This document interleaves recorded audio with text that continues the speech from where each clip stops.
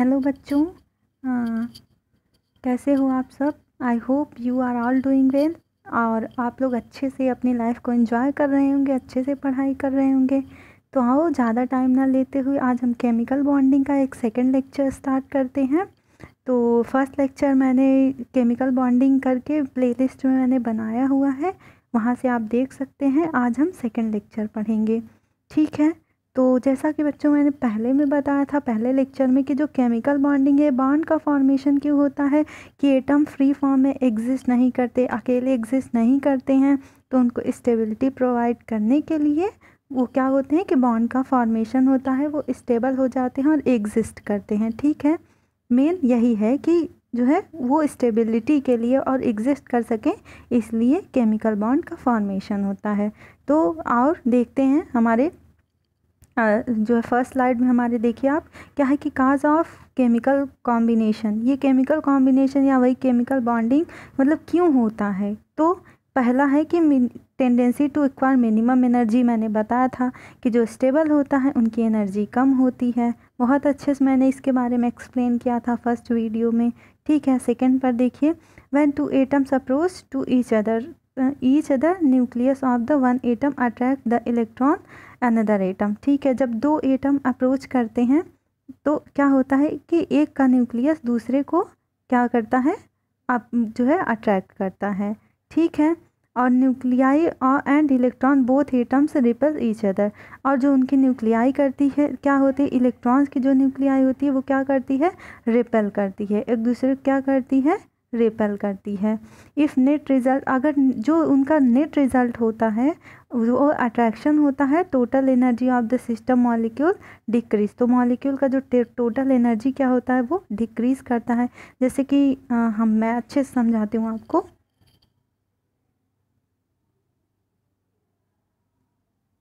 मान लो बच्चों दो एटम्स हैं, मतलब कि मान लो एक ए है, एक ए है। अगर दोनों का रिजल्टेंट मतलब अगर ये दोनों का जो फाइनल रिजल्टेंट है ये अट्रैक्ट मतलब एक दूसरे की अट्रैक्शन मतलब जुड़ जाएं, मतलब अगर ये इनका अट्रैक्शन हो जाए मतलब दोनों का जुड़ जाए। एटी मतलब अट्रैक्शन, ज़्यादा स्पेस नहीं है तो मैं ऐसे डिफाइन कर दी। मतलब अगर वो जुड़ जाएं तो क्या हो रहा है, देखो जो है अगर अट्रैक्शन हो रहा है सिस्टम ऑफ मॉलिक्यूल तो उनका क्या हो रहा है, एनर्जी डिक्रीज़ करेगी। मतलब क्या हो रहा है, अट्रैक्शन है तो एनर्जी डिक्रीज़ हो रही, मतलब केमिकल बॉन्ड का फॉर्मेशन हो रहा है, ठीक है। So attraction inversely proportional to energy, इसलिए कह रहा है कि अट्रैक्शन मतलब बॉन्ड का फॉर्मेशन, सिंपल सी बात है, बॉन्ड फॉर्म हो रहा है तो स्टेबल होगा तो एनर्जी घटेगी और स्टेबिलिटी बढ़ेगी। वही हमारे नीचे वाले लाइन में एक्सप्लेन किया गया है कि अगर अट्रैक्शन होगा, दो एटम्स के जुड़ने से अट्रैक्शन होगा, बॉन्ड का फॉर्मेशन होगा तो एनर्जी घटेगी। तो एनर्जी घटेगी मतलब कि इन्वर्सली प्रोपोर्शनल हो गया अट्रैक्शन के, ठीक है, और स्टेबिलिटी के डायरेक्टली प्रोपोर्शनल हो गया, ठीक। और हमेशा अक्सर एग्ज़ाम में आता है, ये लाइन आप याद रखना, हमेशा एग्ज़ाम में आता है ये वाला पहला वाला कि बच्चों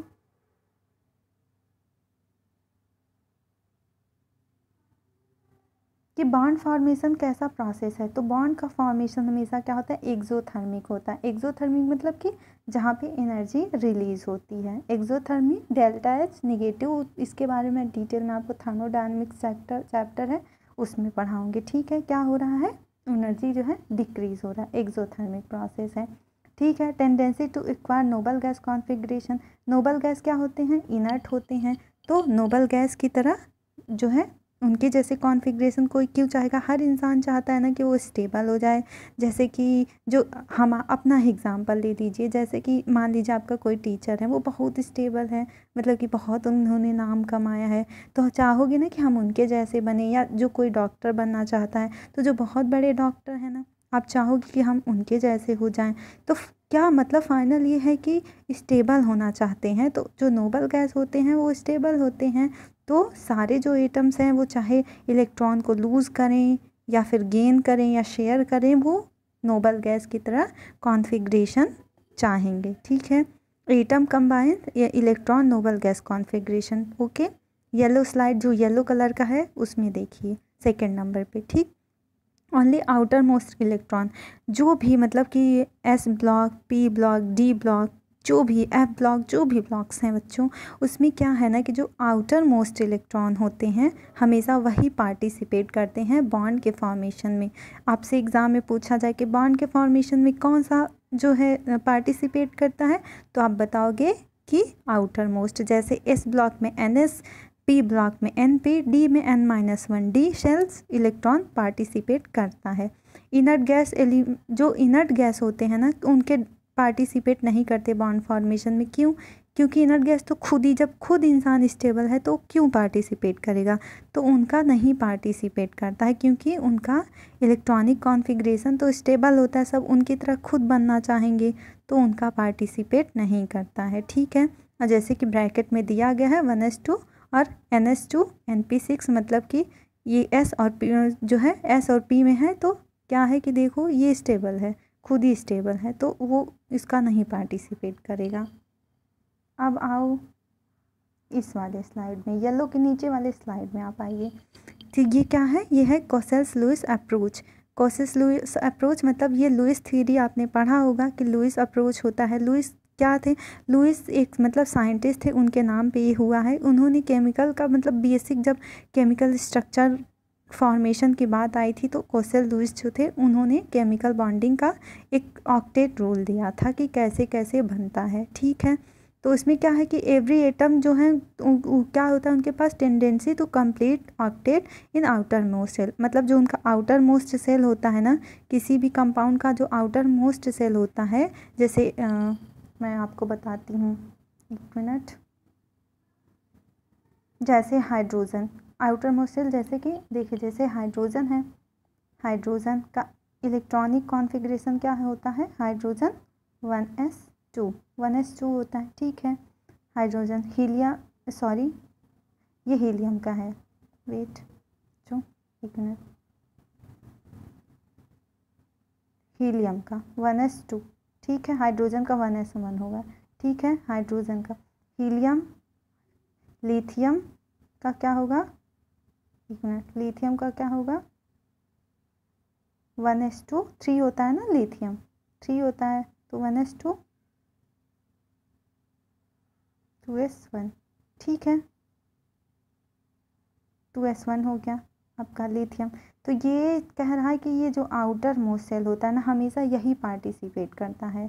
तो क्या होता है कि टेंडेंसी एवरी एटम के पास क्या होता है, तो उसमें ऑक्टेट को वो कंप्लीट करता है, मतलब उसमें ऑक्टेट का मतलब है कि 8 इलेक्ट्रॉन, क्या है? 8 इलेक्ट्रॉन। ठीक है, हाइड्रोजन, लेकिन हाइड्रोजन जो होता है ना बच्चों, हाइड्रोजन के पास टेंडेंसी होती है कंप्लीट करने की, क्या होता है? ये डुप्लेट करता है, याद रखना। और सब में ऑक्टेट होता है, लेकिन हाइड्रोजन में क्या होता है? डुप्लेट, मतलब कि क्योंकि ये मतलब कि इसमें 2 इलेक्ट्रॉन होते हैं ना, मतलब कि 2 ही इलेक्ट्रॉन होते हैं, तो ये डुप्लेट के फॉर्म में रहता है। ठीक, और कैसे ये करते हैं? Loose electron, gain electron, share electron. Electron को लूज़ करते हैं, इलेक्ट्रॉन को गेन करते हैं और इलेक्ट्रॉन को शेयर करते हैं। तो मतलब कि क्या है कि जैसे कि ऐसे देखो आप, जैसे एवरी एटम है ना तो उसमें ऐसे रहता है, जैसे मान लो 1s2 है तो उसमें इलेक्ट्रॉन एक क्लॉकवाइज तो दूसरा एंटी क्लॉकवाइज ऐसे रहता है। तो डुप्लेट हाइड्रोजन का क्या चाहेगा? हाइड्रोजन डुप्लेट क्यों करता है, कंप्लीट करता है? उसके कारण हाइड्रोजन में तो एक ही इलेक्ट्रॉन होता है, डुप्लेट क्यों? क्योंकि वो हीलियम लाइक स्ट्रक्चर बना के स्टेबल हो जाए, एक और इलेक्ट्रॉन लेके वो स्टेबल हो जाना चाहेगा। ठीक है, इसलिए हाइड्रोजन अपने डुप्लेट को कंप्लीट करता है to acquired inner gas like configuration. ठीक है, और नीचे देखो जैसे कि कोसेल-लुईस स्ट्रक्चर में कि to acquired inner gases like configuration, electron को लूज़ करता है, गेन करता है, मतलब 3 तरीके से ऑक्टेट को ये कंप्लीट करते हैं। या तो इलेक्ट्रॉन को लूज़ करते हैं, जैसे मैं आपको बताती हूँ,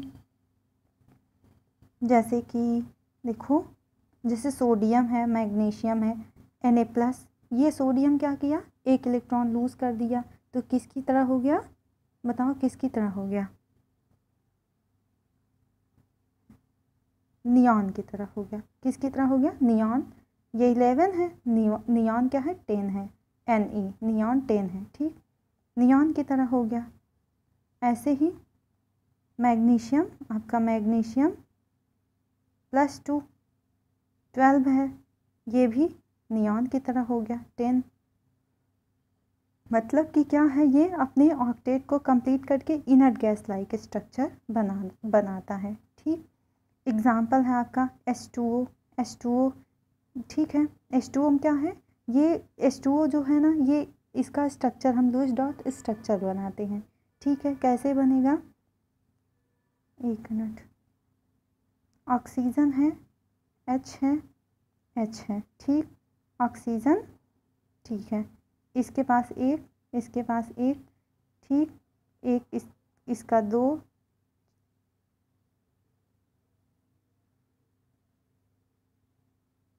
छः, और जो है जब ये ऐसे सब ले लेगा तो इसका 8 कंप्लीट हुआ। ठीक है, और ठीक है, और ये मैंने इधर बना दिया, यहाँ बगल में बनाए होते तो सही रहता। तो ये इसका एक लेके एक इसका शेयर कर लिया, और यहाँ से हाइड्रोजन के एक था, एक ऑक्सीजन का ले लिया, तो 2, ये डुप्लेट हाइड्रोजन अपना डुप्लेट कंप्लीट किया। स्ट्रक्चर थोड़ा अच्छा नहीं बना, समझ जाना कि हाइड्रोजन डुप्लेट कंप्लीट किया और ऑक्सीजन में 8 है, मतलब ये ऑक्टेट रूल को मान रहा है। ठीक है, और नीचे कुछ एक्सेप्शन है, जैसे बेरिलियम क्लोराइड है, इसमें 6 इलेक्ट्रॉन रहता है। गैलियम है जो है ट्राई मेथिल गैलियम है, इसमें 6 इलेक्ट्रॉन रहता है। ठीक है, बेरियम क्लोराइड में 4 इलेक्ट्रॉन रहता है, और जिंक क्लोराइड में 4 इलेक्ट्रॉन रहते हैं। मतलब कि ये ऑक्टेट रूल को नहीं ओबे करता, नहीं मानता ऑक्टेट रूल को। ठीक है, जैसे मैं ये जो है समझ गए, मतलब ये एक्सेप्शन है, याद रखना, एग्जाम में हमेशा आएगा, जहाँ बेरिलियम आ जाए, जिंक क्लोराइड आ जाए, मतलब इसको आप एकदम माइंड में अपने याद कर लीजिए कि ये जो है ये एक्सेप्शन है, ये ऑक्टेट रूल को ओबे नहीं करते हैं। ठीक है, ये क्या है कि ये इलेक्ट्रॉन इसमें 2 तरह के होते हैं, एक तो इलेक्ट्रॉन डेफिशिएंट रहता है, और एक क्या होता है, इलेक्ट्रॉन एफिशिएंट होता है। ठीक है बच्चों, एक मिनट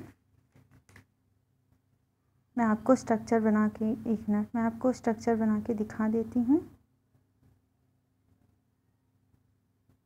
बेरिलियम क्लोराइड का, ये क्लोराइड है, ठीक,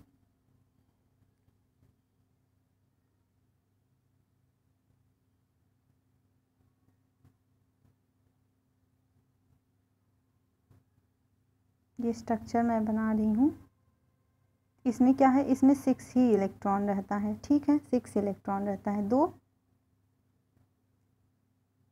4 6, इसमें 6 इलेक्ट्रॉन ही रहता है। ठीक है, इसमें 6 इलेक्ट्रॉन, और इसमें ये मतलब कि ये जो सेंट्रल एटम है इसमें 6 इलेक्ट्रॉन रहता है। ये जितने भी आपने एक्सेप्शन देखा है ना, यहाँ पे सेंट्रल एटम जो है, जो सेंट्रल एटम है, जैसे बेरिलियम है, गैलियम है, बेरियम क्लोराइड है, ठीक है, मतलब Be है, जिंक है, तो इसका देखा जा रहा है। तो जो सेंट्रल एटम है ना, इसमें इलेक्ट्रॉन डेफिशिएंट होता है।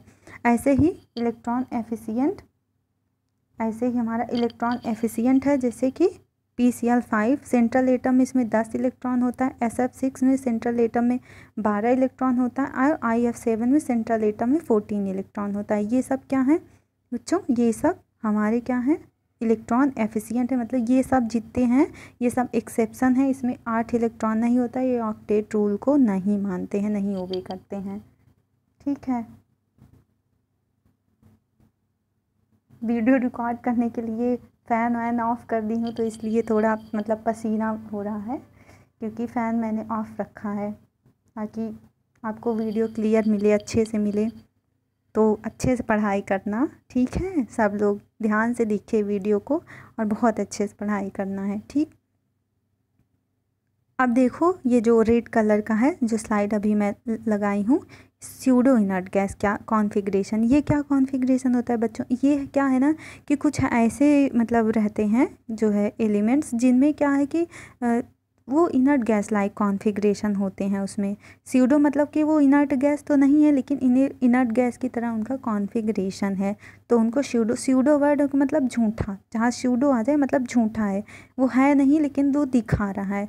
जैसे कि मान लो मैं जागृति हूँ, और मैं तो बस मैं ही रह सकती हूँ, लेकिन कोई और डुप्लीकेट लड़की आ जाए और वो कहे कि नहीं मैं जागृति हूँ, तो वो तो जागृति नहीं हो सकती है ना, तो वो स्यूडो हो गई। क्या हो गई? स्यूडो हो गई। तो वैसे ही मतलब वो रहे ना, वो दिखावा करे कि वो है। तो वही मतलब है, जहाँ स्यूडो वर्ड आ जाए मतलब कि झूठा, तो है नहीं लेकिन दिखावा कर रहा है कि वही चीज़ है। तो इसमें क्या है कि जो हमारा कॉपर प्लस है, Ag प्लस है, जिंक +2 है, कैडमियम +2 है, टिन +2, लेड +4, ये सब हमारे क्या है? Inert gas like pseudo inert gas like configuration है।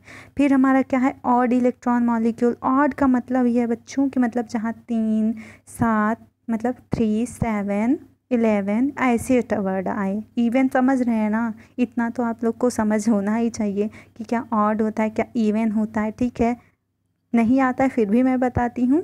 इवन का मतलब 2, मतलब जो 2 से डिवाइड हो जाए वो इवन है। ठीक है, और जो ना हो वो ऑड है। तो जहाँ ऑड वर्ड आए जैसे 7, 11, 3, तो वो ऑड होते हैं। तो जिसके सेंट्रल एटम में मतलब कि सेंट्रल एटम में 7, 11 ये सब हो, इतने इलेक्ट्रॉन हो, तो ऑड होते हैं। NO का अगर हम स्ट्रक्चर बनाएंगे तो उसमें क्या होगा कि जो है ऐसे ही इलेक्ट्रॉन आएंगे। ठीक है, ऐसे NO2, ClO2 ये सब ऑड इलेक्ट्रॉन के एग्जाम्पल हैं। अच्छे से याद कर लेना। ठीक है, ये एग्ज़ाम में बहुत पूछा जाता है।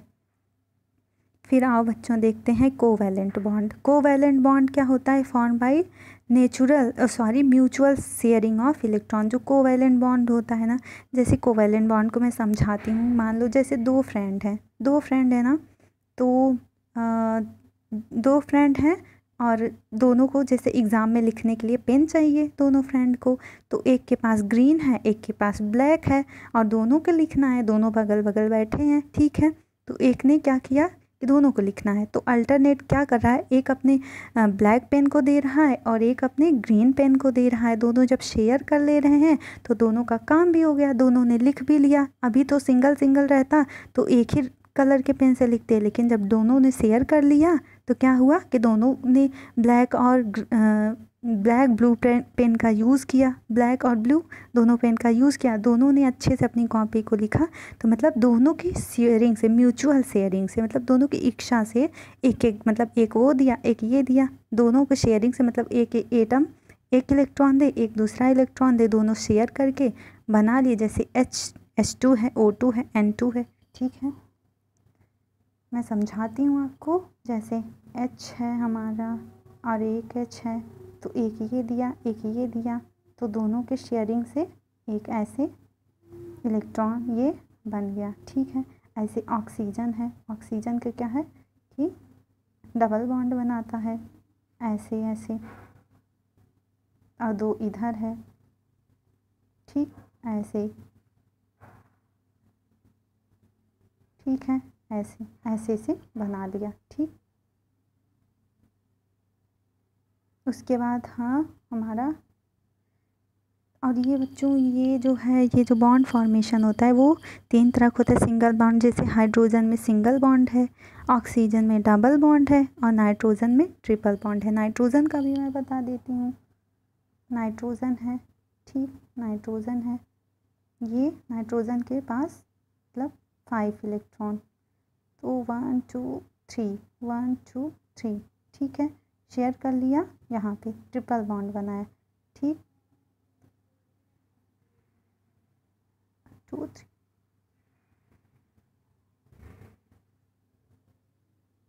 एक मिनट, ये हो गया। नाइट्रोजन यहाँ पे बच्चों 3 इलेक्ट्रॉन के शेयरिंग से अपना ऑक्टेट मतलब ये अपना कंप्लीट करता है। ठीक है, 3 इलेक्ट्रॉन के शेयरिंग से, ऐसे याद रखो, ट्रिपल बॉन्ड बनाता है। हाइड्रोजन सिंगल बॉन्ड बनाता है। हाइड्रोजन हमारा सिंगल बॉन्ड बनाता है और ऑक्सीजन हमारा डबल बॉन्ड बनाता है। ठीक, और आओ देखते हैं अब orbital concepts of covalent bond. ये क्या होता है orbital concepts of covalent bond की?